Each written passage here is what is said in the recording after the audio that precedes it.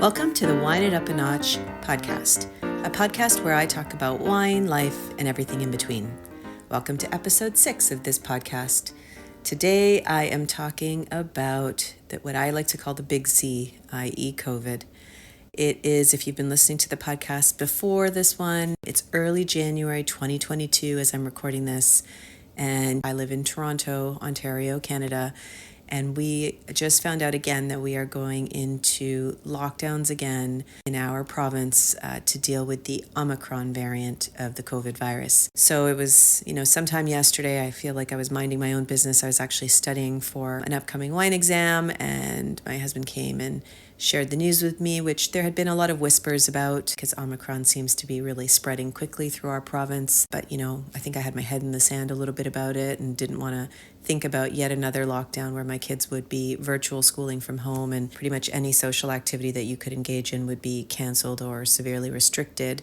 So I was, like I said, had my head in the sand about it a little bit. But he came and told me, and, there was definitely a period of frustration and grieving the loss of my freedom in particular because I, am an entrepreneur and I work from home. I don't have anywhere to go. I don't work with a big team. I don't work with a team at all, in fact. And so most of what I do is from my home, in my own home. And anytime my children and husband are sharing that space with me, it makes it much, much harder for me to get my work done. But there's also just the grief of, the loss of freedom that we thought we had clawed back for the last little while. And particularly, as I mentioned in an earlier episode, with us just coming back from a beautiful vacation, it sort of lulls you into this false sense of, hey, things are maybe starting to go back to normal. So here we find ourselves again in the midst of perhaps less restrictive, I would say, restrictions than we've seen in the past. But there is a sort of an alarming rate of spread of virus in our province, and it seems like around the world. Although checking in with some of my friends internationally, I'm not sure if everybody else is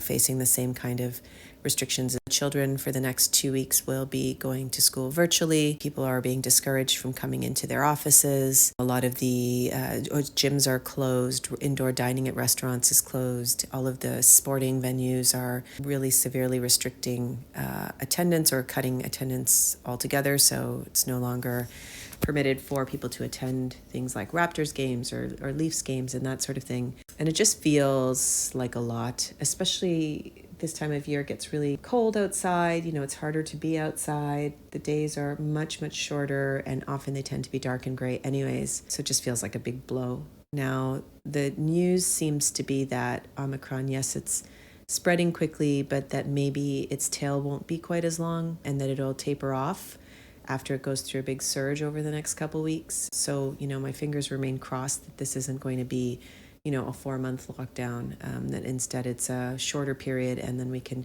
resume some sense of normalcy. But I think part of the problem is that there's still people who are unvaccinated. And then even with those that are vaccinated, the variant seems to push through and still infect them, albeit less severely, but it does push through. So who knows? We'll have to see how this goes. So I'm wishing myself luck and everybody else who's in it with me. I think the hardest blow around these things is always for the parents. In my case, I can modify things in my business to be more available to my children.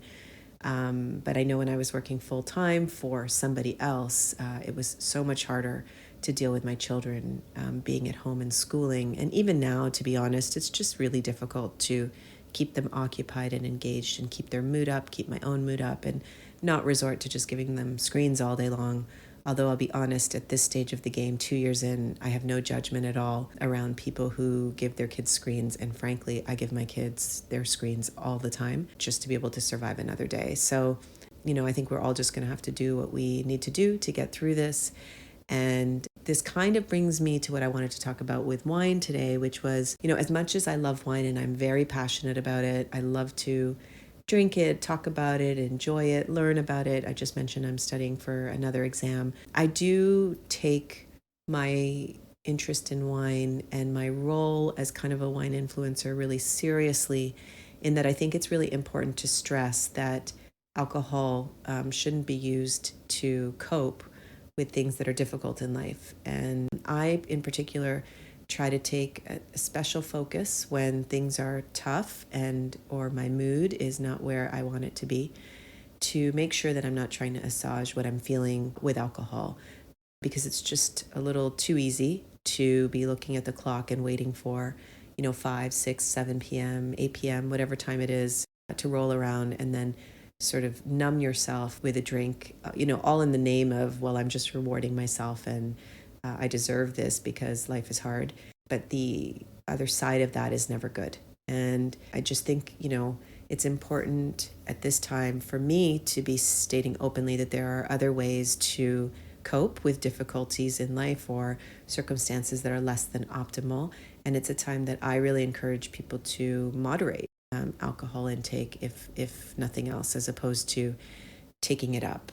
And I think this is particularly prevalent for mothers. I know for moms, there's a real kind of, where's my glass of wine culture sometimes, and jokes are made about, coping with the kids or getting through another day and then, getting your glass of wine. But there's a serious side to that as well. And I just want to, like I said, take a moment on my platforms to emphasize that, we all joke about it and we think, let's just drink more wine or knock back a few cocktails to get through this. But it shouldn't be done without sort of some serious consideration to what the downside of that can be, whether it be a short-term downside or a long-term downside.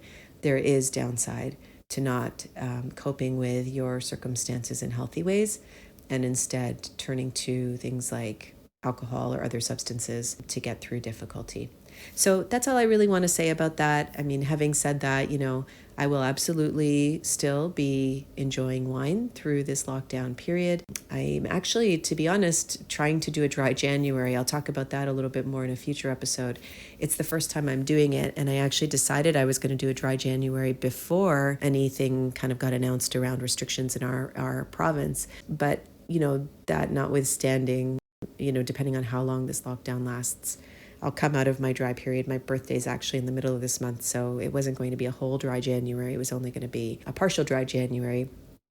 And through the month of January, I'll still be, studying wine and tasting wine for the purposes of my business and my work, and obviously to celebrate my birthday. But I will try to be a little drier in January than I usually would be at other points in the year. So all that to say, yes, I will be a little bit drier. That coincides nicely with lockdown. It coincides nicely with what I've talked about around not, over-relying on alcohol to get through difficult periods of time. But I want to be honest and say, I will still be enjoying wine, and I will be coming back with more episodes to talk about wine life and everything in between, just having fun with this platform and maintaining the consistency that I said I would try to at the beginning of this year. With that, I wish you lots of love, light, positivity, and, if you're facing anything around COVID, just some perseverance, grit, and, the ability to see beyond what's right in front of you. Take care. Bye.